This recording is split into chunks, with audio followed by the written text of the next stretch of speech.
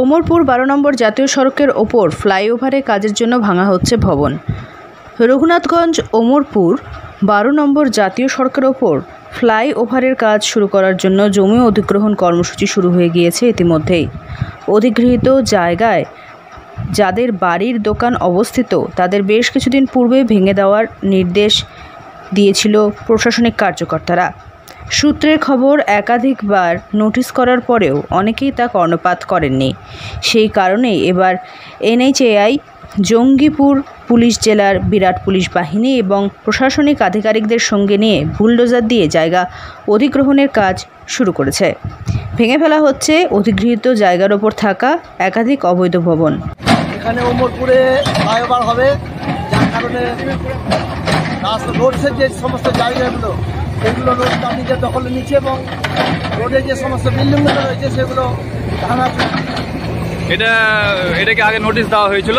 হ্যাঁ, আগে থেকে মানে ওরা কেউ ভাঙেনি? শুনেছি নোটিশ দেওয়া আছে। হ্যাঁ, যারা নিজেরা ভেঙেছে না, এখন তারা ভাঙছে। আচ্ছা আচ্ছা।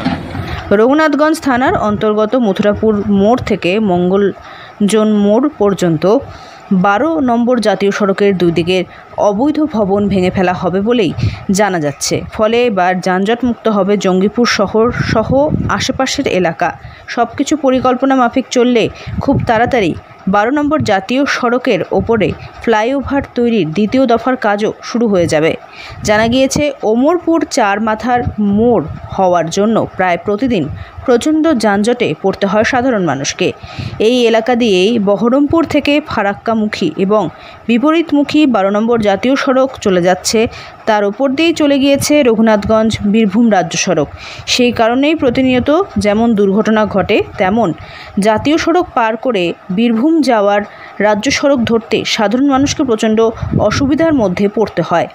এর ফলে ওমরপুর 12 নম্বর জাতীয় সড়ক মোড়ে নিত্যদিন চরম যানজটের শিকার হতে হতো নিত্যযাত্রীদের, যার ফলে রঘুনাথগঞ্জ শহরেও প্রতিনিয়ত যানজটের দুর্বিষহ হয়ে উঠেছিল সাধারণ মানুষের জীবনযাত্রা। ভাঙলো যে আমি ভেঙে নিচ্ছি, তাহলেও ভেঙে দিচ্ছে। কিন্তু কেন করছি যে শুনছে না, ভাঙছে কেন? ভাঙলো কেন? এখন ওদের দরকারের জন্য ভাঙছে। আমি করে করবো, খাচ্ছিলাম। এটা রোডসের জায়গার উপর আপনি ছিলেন? হ্যাঁ, রোডসের জায়গায় ছিল। আপনাদেরকে আগে কোনো নোটিশ টোটিস কিছু করেনি? অনেকদিন আগে নোটিশ করেছিল আগে? হ্যাঁ, আমি তো বললো না, আমরা ভাঙতে লেগেছি, অথচ জবরদস্তি ভেঙে। মুর্শিদাবাদ থেকে তন্ময় মণ্ডলের রিপোর্ট, লোকাল 18 বাংলা।